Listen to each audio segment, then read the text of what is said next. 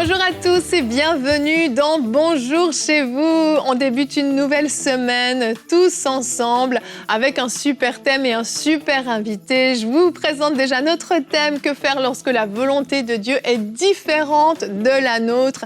Alors je sais, on n'aime pas forcément aborder ce genre de sujet. On aime faire ce qu'on veut, mais on va voir qu'il y a vraiment des bienfaits à se soumettre à la volonté de Dieu. Et je l'ai dit, nous avons un formidable invité. Aujourd'hui, j'ai le plaisir d'avoir avec moi Chris Ndikumana. Et je suis contente, j'ai réussi à bien le prononcer. Comment allez-vous? C'est pas évident de prononcer. Alors, les gens habituellement ne vous appellent pas Chris Ndikumana, mais vous appellent Kangunka. Kangunka. En fait, si tu savais la signification du mot Ndikumana, ça t'intéresserait de savoir. C'est quoi la signification alors? En Kirundi, Imana veut dire Dieu. Okay. Ndikumana, ça veut dire je m'appuie sur Dieu. Oh waouh, c'était un nom. Donc ça t'encourage, ça encourage les gens. Il faut que ça devait t'encourager à apprendre. Vraiment, Ndikumana, entraînez-vous à la maison. Je m'appuie sur Dieu. Et les gens vous appellent Kangunka. Kangunka, c'est le nom de l'émission. C'est ça. Alors il y a ceux qui disent Chris Kangunka, mais c'est pas Chris Kangunka. C'est Chris Ndikumana. Exactement. Kangunka veut dire réveillez-vous. Ça veut dire, ça vient du Kirundi. C'est du Kirundi. Ou wake up en anglais. C'est ça. Donc je vais vous présenter, même si beaucoup de gens vous connaissent, surtout depuis qu'on a donné le nom de l'émission, Kangunka. C'est vraiment une émission que beaucoup suivent. C'est une application, en fait, avec des émissions en audio exclusivement, dans lesquelles vous enseignez tous les jours. Depuis combien d'années maintenant? Bon, Kangunka a commencé en 2015. Wow. Et c'est pas seulement les émissions, c'est pas seulement l'application, il y a aussi YouTube, il y a aussi les émissions radio aussi. Exactement, exactement. Il y a une devise à Kangunka. C'est quoi cette devise? La devise est faite de 3 parties. La première chose, c'est accepter la volonté de Dieu. On est dans le thème. Et puis prier tous les jours. Voilà. Il est interdit de se lamenter, mais il faut rendre grâce à Dieu tous les jours. Excellent. Et je vous le dis déjà, c'est les 3 thèmes qu'on va aborder pendant ces 3 journées où on a le plaisir de vous avoir. Donc on va être en fait vraiment dans la thématique de l'émission. Là, je n'avais même pas besoin de préparer. Non. Je le dis tous les jours. C'est naturel. Tous les lundis, c'est le thème. C'est génial. Vraiment, en tout cas, un honneur de vous recevoir vraiment dans Bonjour chez vous, surtout que vous me le disiez avant l'émission, c'est votre première télévision. Oui, c'est la première fois. Donc c'est un double honneur, vraiment. La première fois que je sois devant les caméras. D'habitude, tout est en audio, un seul micro. Audio, oui. Et là, il y en a peut-être qui découvrent votre visage, je ne sais pas, mais en tout cas, vraiment, on est très, très heureux de vous accueillir. C'est un plaisir pour moi. Et aujourd'hui, vous allez être notre coach. Oui. Et vous allez nous dire justement comment se soumettre à la volonté de Dieu lorsqu'elle est différente de la nôtre. En fait, c'est facile quand tu demandes aux gens accepter la volonté de Dieu, c'est tout à fait naturel. Tout le monde dira, je veux accepter la volonté de Dieu. Mais ce qui est difficile, c'est quand elle est différente de la tienne. Tellement. C'est là où c'est difficile. Voilà, et là, il y a des gens qui font aïe à la maison. Exactement. Quand tu pries pour quelque chose que tu veux, là, c'est facile. Mais quand tu sais que ce que Dieu veut est différent de ce que tu veux, là, c'est un conflit. Exactement, exactement. Et c'est pour ça qu'on aborde ce thème aujourd'hui. Et c'est vraiment une émission qui, je pense, va aider beaucoup de personnes. Et je te salue quand même, Aurélie. Tu vas bien? Bonjour, Evelyne. Bonjour, Chris. Je vais très bien. Vraiment, vraiment. Et Chris, parce que, on va le préciser, parce que c'était important, vous n'êtes pas pasteur. Oui, c'est un ministère d'évangéliste que vous avez. En fait, en Afrique, partout, on dit tout homme de Dieu, on l'appelle pasteur. Oui, exactement. Oui, parfois, je vais dans un pays, on dit pasteur Chris. Ça ne me dérange pas. Je sais que je suis plus évangéliste et enseignant, mais mes pensées, c'est Christ. Je suis plus confortable quand on m'appelle Christ. C'est parfait, c'est parfait. Nous, on aime s'appeler par nos prénoms, donc c'est parfait, c'est parfait. Et donc, on va commencer ce très, très bon thème avec Aurélie dans la pensée du jour.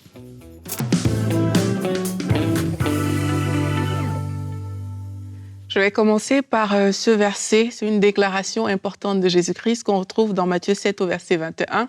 Il dit « Ceux qui me disent « Seigneur, Seigneur » n'entreront pas tous dans le royaume des cieux, mais celui-là seul qui fait la volonté de mon Père qui est dans les cieux. » C'est quand même quelque chose de fort qui est dit. Ça veut dire qu'on peut appeler Jésus Seigneur, mais ne pas faire sa volonté. Et aujourd'hui, j'aimerais qu'on s'arrête sur le mot Seigneur, parce que parfois, on accepte Jésus comme notre Seigneur et notre Sauveur, mais on ne sait même pas ce que ça veut dire Seigneur ni Sauveur. Mais ce matin, si on s'arrête sur le mot Seigneur, le mot Seigneur, ça signifie que Dieu est devenu le propriétaire de votre vie. Ça veut dire qu'il est celui qui doit vous diriger. Il est votre maître. En d'autres termes, ça veut dire qu'il est celui à qui vous êtes soumis. Donc, lorsqu'on choisit d'accepter Jésus comme son Seigneur, quelque part, c'est comme si on était en train de lui dire que si jamais ma volonté à moi est différente de la tienne, alors c'est moi qui me soumettrai. On est en train d'affirmer qu'il est l'autorité de notre vie, que sa parole est une autorité pour nous et que c'est à nous de nous ajuster et pas à Dieu de le faire. Donc, on ne peut pas déclarer que Jésus-Christ est notre Seigneur si on n'est pas prêt vraiment à s'ajuster à sa volonté. Une autre chose aussi, c'est que la soumission à la volonté de Dieu ne doit pas nous faire peur. Parfois, il est difficile de suivre la volonté de Dieu. Pourquoi? Parce que la Bible nous dit que la chair a des désirs contraires à ceux de l'esprit. Donc, la chair va vouloir vous pousser comme ça à faire des choses qui sont contraires à la volonté de Dieu. Parfois, on ne veut tout simplement pas sortir de notre zone de confort parce que voilà, on est bien confortable là où on est. La volonté de Dieu vient un peu nous défier. Et parfois aussi, on se dit, mais en fait, si j'arrête de faire ce que je fais aujourd'hui, je n'ai rien d'autre. Mais la Bible nous dit dans Proverbe 14 au verset 12, « Telle voie paraît droite à un homme », ça veut dire que tu peux avoir des raisons légitimes, des bonnes raisons par rapport à la voie que tu as sous tes yeux, mais son issue, c'est la voie de la mort. Donc, parfois, comme ça, il y a une direction qu'on peut avoir dans notre cœur qui nous semble bonne. Et comme on dit, on peut être sincèrement dans l'erreur. Donc, c'est pour ça que chaque fois, il faut se retourner vers Dieu pour lui dire, « Seigneur, peut-être ça me semble bon, ça me semble être le bon chemin, la bonne voie, mais qu'est-ce que tu penses? C'est quoi ta volonté? » En te soumettant à la volonté de Dieu, même si tu ne comprends pas tout, ce qui va se passer, c'est que tu vas trouver en fait ton chemin. Tu vas trouver une voie. Dans Galates 1, c'est Paul qui parle. Et il dit en fait que lorsque Dieu l'a appelé et l'a mis à part, il dit « Je ne consultais ni la chair ni le sang, je ne montais point à Jérusalem vers ceux qui furent apôtres avant moi, mais je partis vers l'Arabie. » En fait, dès qu'il a compris c'était quoi la volonté de Dieu pour lui, il s'est pas arrêté pour poser 10 000 questions à gauche, à droite. Directement, il a foncé vers la volonté de Dieu. Il ne connaissait pas tout, il ne connaissait pas son avenir, parce qu'on voit tout au long des Écritures que parfois Paul y demande la direction à Dieu, etc.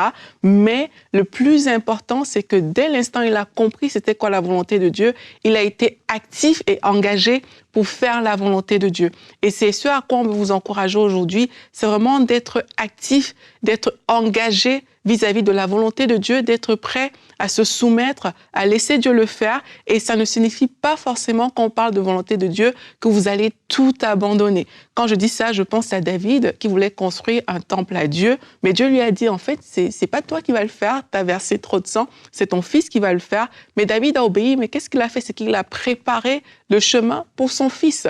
Donc, quelque part, c'est qu'il est resté dans ce qu'il voulait faire, mais en obéissant à la volonté de Dieu parce qu'il a préparé les choses pour que son fils puisse le faire. Maintenant, si la volonté de Dieu exige aussi d'abandonner complètement, on doit pouvoir dire « Oui, Seigneur, je choisis de renoncer à cette relation, je choisis de renoncer à cette chose parce que tu es le propriétaire de ma vie, tu es l'autorité dans ma vie et, Seigneur, je choisis de suivre ta volonté. » Merci beaucoup Aurélie. Et quand on parle de soumission, ça je le disais en introduction, c'est pas un thème très à la mode parce que on est dans une société où on a envie vraiment d'une liberté. Je fais ce que je veux quand j'en ai envie. Et tout à coup, devoir rentrer dans un moule, dans un cadre que Dieu fixe, c'est plus difficile. Mais la parole de Dieu nous encourage à le faire et vous allez voir qu'il y a des bienfaits à la soumission. Job 22, 21, c'est notre verset du jour aujourd'hui. Attache-toi donc à Dieu et tu auras la paix. Point virgule, tu jouiras ainsi du bonheur. En fait, ce verset nous montre qu'il y a deux choses, deux avantages, entre autres à la soumission, la paix et le bonheur. Mais j'en ai listé quelques autres rapidement que je voulais partager avec vous. Donc l'assurance finalement que le meilleur est devant nous, mais aussi l'assurance que Dieu va être avec nous sur ce chemin, puisqu'il nous dit de venir là, il est avec nous. Donc l'assurance de la réussite de nos projets, de ce qu'on va entreprendre, l'assurance aussi de vivre cette joie de l'obéissance. Et ça, je pense qu'il n'y a pas mieux quand même. Quand Aurélie parlait, je me disais, est-ce que c'est moi le coach ou c'est elle? Là, elle a vraiment bien expliqué. C'est vraiment convaincant. Excellent, tu as bien fait ton travail, Aurélie. Vraiment. Bravo. Mais je crois vraiment que c'est ça, c'est qu'on ne se pose pas vraiment les questions des bienfaits de se soumettre à la volonté de Dieu. Il y a tellement en fait de bénéfices dans nos vies, mais nous, on est limité dans ce qu'on voit. Oui. On voit notre plan. Notre plan, on peut le décrire étape par étape. On a tout planifié, on a tout vu.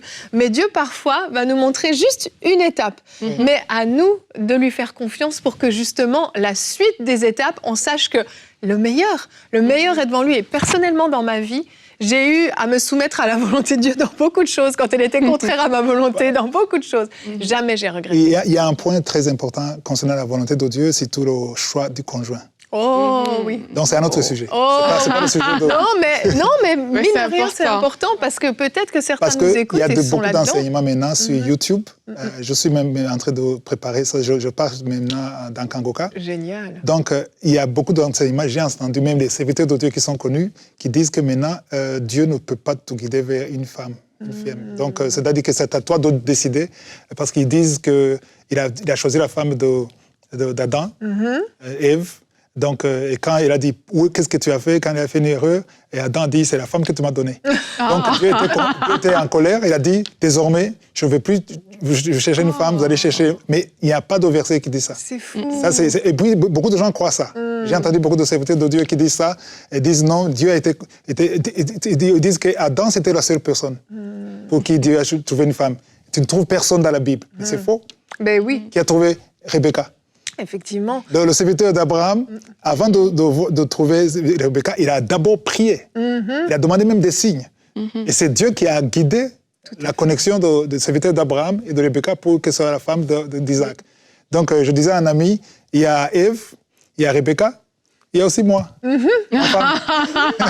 témoignage personnel. Si tu veux que Dieu te guide dans ta vie, dans tout ce que tu veux, il ne faut pas exclure le mariage. C'est vrai. Il faut que ce soit tout, dans tout. Parce que toi, tu décides par rapport à ce que tu vois. Et ta vue est limitée.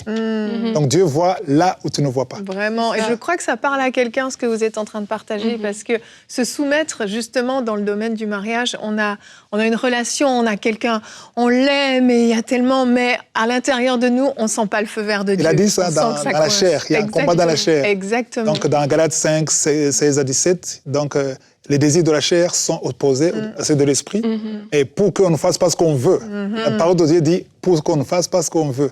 Donc beaucoup de chrétiens préfèrent faire ce qu'ils veulent. Mais oui, c'est plus confortable pour la chair. Bah oui, c'est ça. Et puis, c'est quand même important qu'on parle de ça parce que, comme on a dit au début de l'émission, parfois on a la volonté, mais quand, au moment de se soumettre, ça devient difficile. Et il faut vraiment prier aussi pour dire à Dieu, c'est ta volonté que je veux faire. Exact. Et être capable de dire à Dieu que si ça ne fonctionne pas comme moi je veux, c'est moi qui vais plier. Je crois que ça, c'est une décision de vie à prendre. Je me rappelle quand j'étais jeune convertie, il a fallu que je prenne une décision un jour. Je me suis dit, à partir d'aujourd'hui, tout ce que je lis dans la Bible, pour moi, est vrai. Si je le prends dans son contexte, tu vois, tout ce que je lis est vrai. Et ça a été comme un point marquant dans ma vie. C'était l'autorité. C'est comme la Bible était devenue l'autorité de ma vie. C'était comme un décret d'autorité par rapport à la parole de Dieu. Et oui, ça fait mal. Parfois, tu te soumets avec des pleurs, tu vois, mais Dieu, il a un plan parfait. Si on dit nos témoignages à nous tous, on va voir que oui, il y a des saisons où c'était pas rose de se soumettre à la volonté de Dieu, mais dès l'instant où tu fais cette étape, mais c'est toi qui dis que waouh, Dieu est trop fort. Oui. Moi, j'avais pas vu toutes ces choses-là, j'avais peur d'abandonner, mais Dieu avait prévu tellement plus grand pour moi. Et je veux aussi légèrement faire une parenthèse, Evelyne, pour dire que Dieu ne nous demande pas d'être parfait. Parce que je crois qu'il y a des gens qui nous écoutent qui disent que moi, je ne suis pas parfait, etc. Ça veut dire que je me soumets par la volonté de Dieu. David n'était pas parfait. Mais David a été appelé l'homme selon le cœur de Dieu qui est prêt à faire toutes ses volontés. Amen. Ça veut dire qu'il avait ce désir-là que quand Dieu parle, mais je vais me lancer pour le faire. Même si je ne suis pas parfait, j'ai le cœur pour faire la volonté de Dieu. Et c'est ce qu'on demande aux gens aujourd'hui. Amen, amen. Alors, on va voir comment, d'une manière pratique, comment se soumettre à la volonté de Dieu quand elle est différente de la nôtre. C'est notre rubrique Conseil du coach.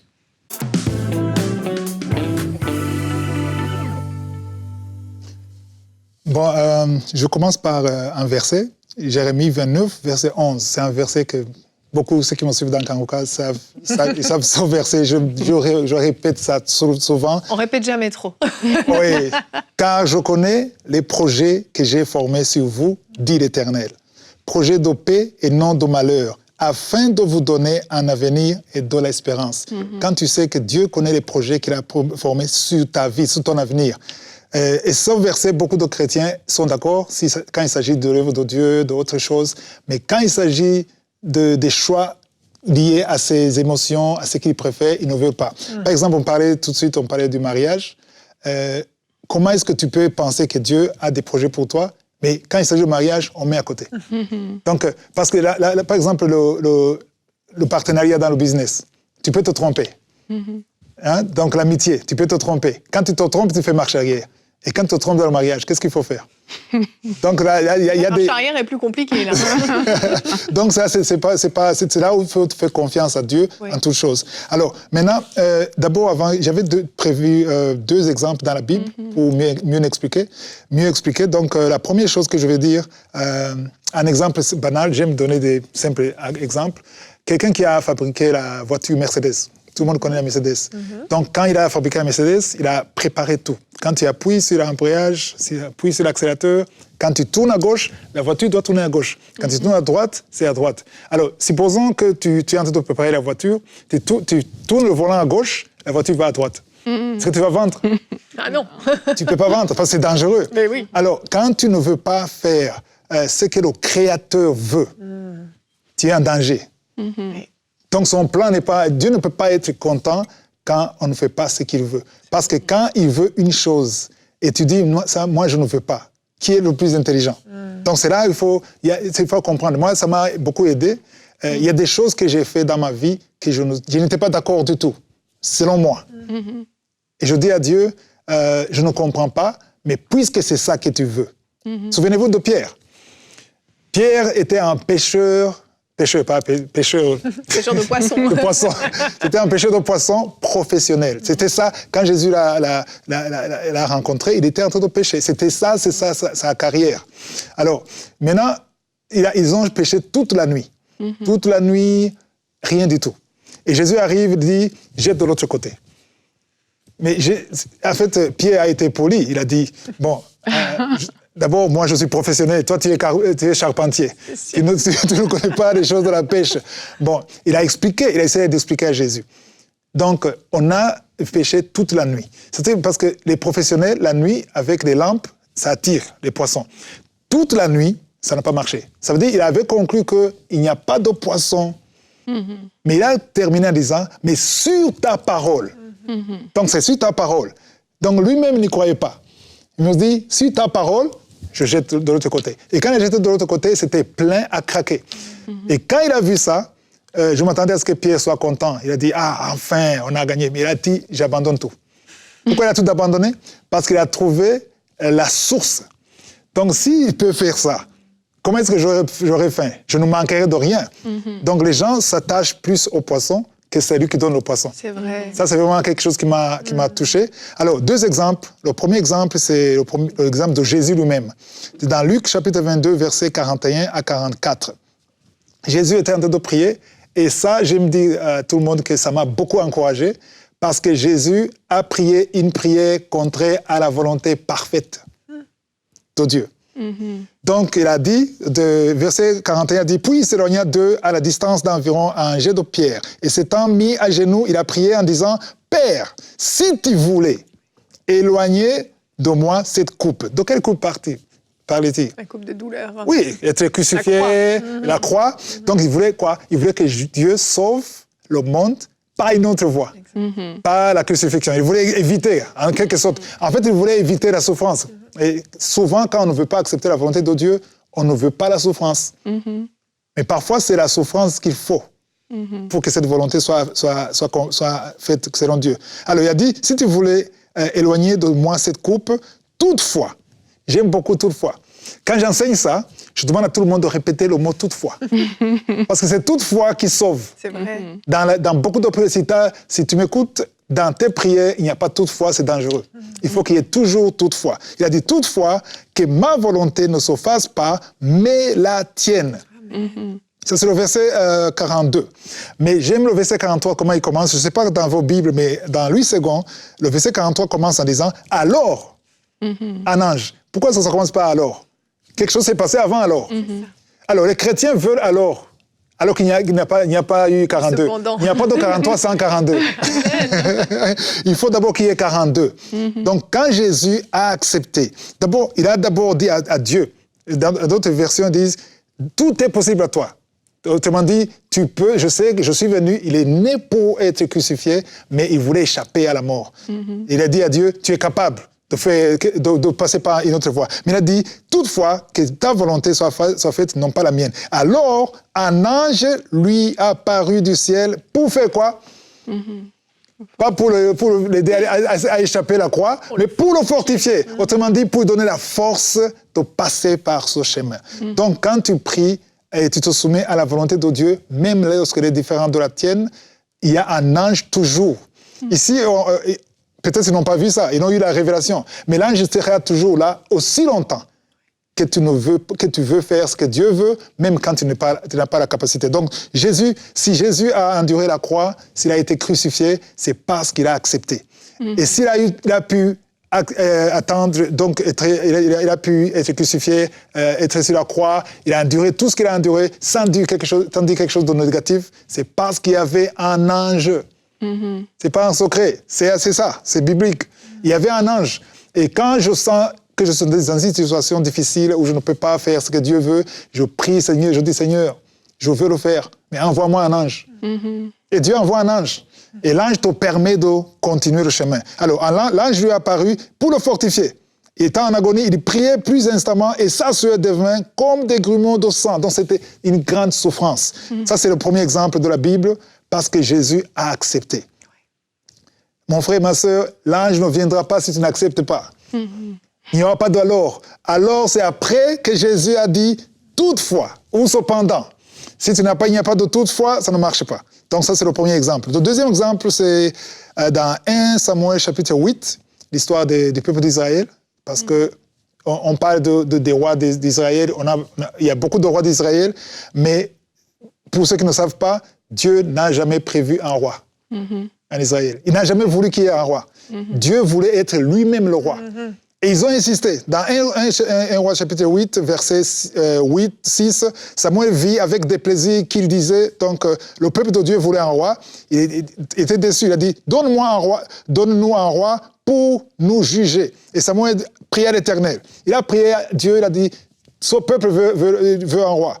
Et Dieu, qu'est-ce que Dieu a dit au verset 8? Il a dit, ils agissent à ton égard comme ils ont toujours agi depuis que je les ai fait monter d'Égypte jusqu'à ce jour. Ils m'ont abandonné pour servir d'autres dieux. Donc, quand ils demandaient un roi, pour Dieu, c'est qu'ils ont abandonné. C'est un abandon. Voilà.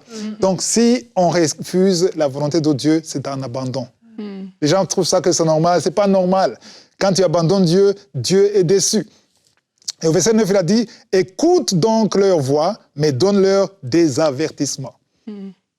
Donc Dieu a dit, OK, ils veulent un roi, donne-leur la liste. Donc je ne peux pas citer tout ce qu'il disait, il a donné toute la liste. Il les a mis en garde. Il va les exploiter, il va faire tout ça. Alors, il a dit, au verset 18, il a dit, alors vous crierez contre votre roi et vous serez choisis, mais l'Éternel ne vous écoutera pas.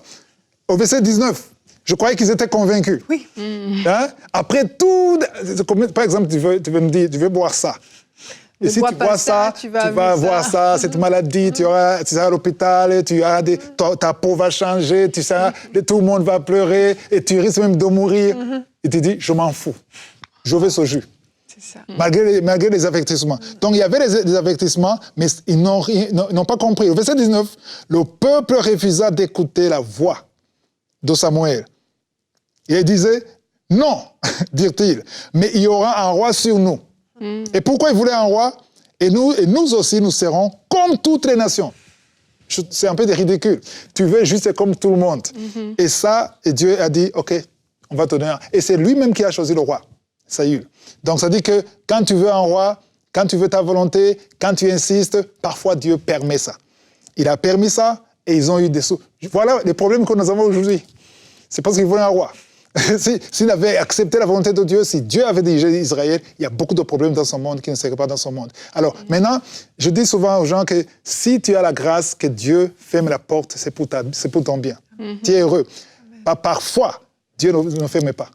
Et quand il ne ferme pas, tu passes là-bas et tu vas souffrir. Souvent, Dieu t'avertit. Alors, quand je dis ça, il y a des gens, des chrétiens qui me disent « Mais moi, je ne sais pas entendre la voix de Dieu. » Et moi, je me dis, même si tu ne sais pas entendre la voix de Dieu, quand tu es sincère, quand tu pries cette prière sincèrement, tu veux vraiment lâcher, Dieu te protégera. Dieu ne peut pas te laisser dans des souffrances quand tu es vraiment accepté. L'essentiel, c'est d'accepter la position de Dieu et dire comme Paul, ce n'est plus moi qui vis, mais c'est Christ qui vit en moi. Amen. Quand tu es crucifié sur ta chair, au niveau de ta chair, Dieu ne te décevra jamais. Voilà l'avantage d'accepter la volonté de Dieu et surtout, quand elle est différente de la tienne.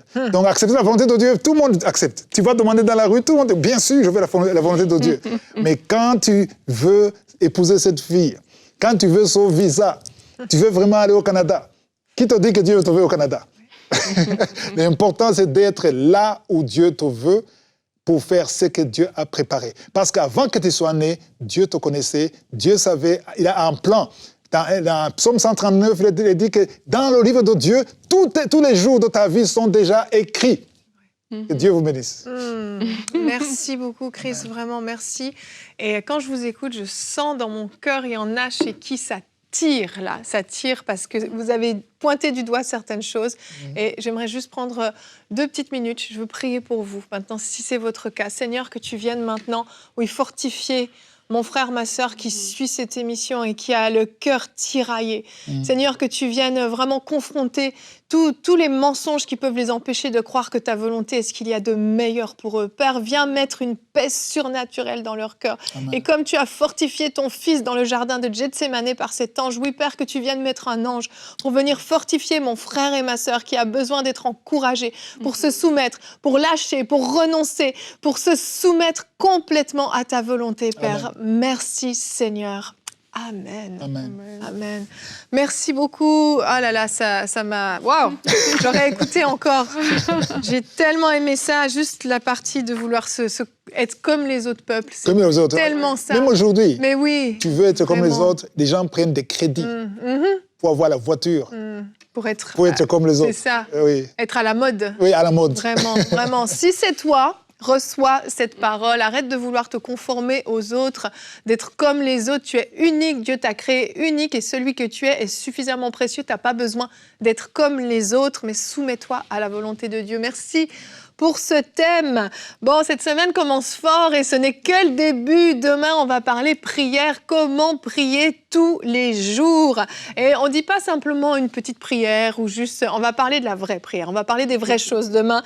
Et Chris, donc tu seras avec nous et tu vas, c'est ça, nous partager ces clés que le Seigneur t'a communiquées sur la prière. Et comme on l'a dit dans l'émission Kangunka, c'est vraiment une des devises du fait de prier tous les jours, mais de bien prier, de la bonne façon, celle qui est agréable à Dieu. Vraiment, vraiment.